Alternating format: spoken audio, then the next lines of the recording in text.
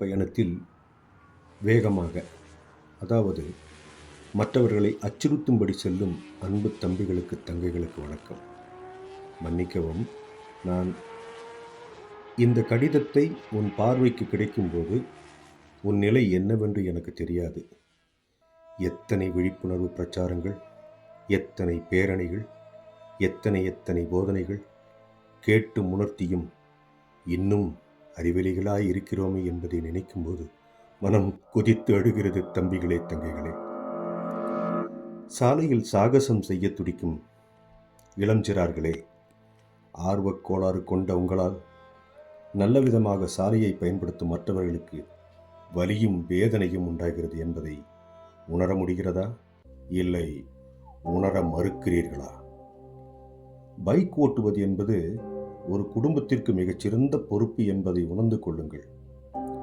உன் ஒருவனின் மனமகிழ்ச்சிக்கு பின் மற்ற குடும்ப உறுப்பினர்களின் வியர்வையும் இரத்தமும் வலியும் வேதனையும் உள்ளது என்ற எண்ணத்தை உன் மனதில் பதியவிட்ட பின் உன் சாலை பயணத்தை இனிதாக தொடங்கு. தம்பி, தங்கைகளே, அந்த ஆக்சிலேட்டரை முறுக்க முறுக்க முன்னேறி போய்கொண்டே இருக்கும். அதற்கு எதிரில் வருவது ஆடா, மாடா, உறவா, உயிரா என்பது தெரியாது. ஏன் தன்னை இயக்குவது, தன்னை முறுக்குவது மனிதன்தானா என்பது கூட தெரியாது அந்த எந்திர பறவைக்கு. நீ வேகமாக ஓட்டுவதால் ஒன்றுமாகிவிடப் போவதில்லை என்பதை நீ உணர சிறிது காலம் தேவைப்படும். ஆனால் அதன் பின்விளைவுகள் எத்தனை பேரின் ஆனந்த கனவை சின்னாபின்னமாக்கி இருக்கும் என்பதை நீ அறிய மாட்டாய் கண்ணே.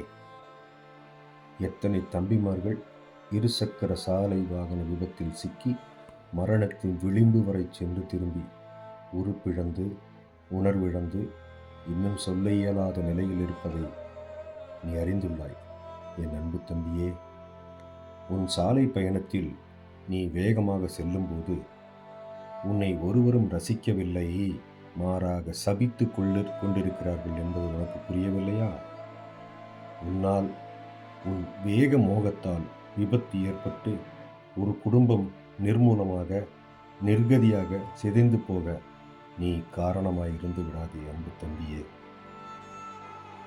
சாலையை பண்பாக, பொறுப்பாக பயன்படுத்த நினைக்கும் ஒவ்வொருவரையும் உன் போன்ற முரட்டுத்தனம் கொண்ட தம்பிகளை எண்ணி எண்ணி பயந்து கொண்டே சாலையை பயன்படுத்துவது உனக்கு புரிய நியாயமில்லை. எதற்கு இந்த முரட்டு வேகம்? உனக்கு ஒரு விபத்து நேர்ந்த பின் ஐயோ சொல்லவே நான் கூசுகிறது.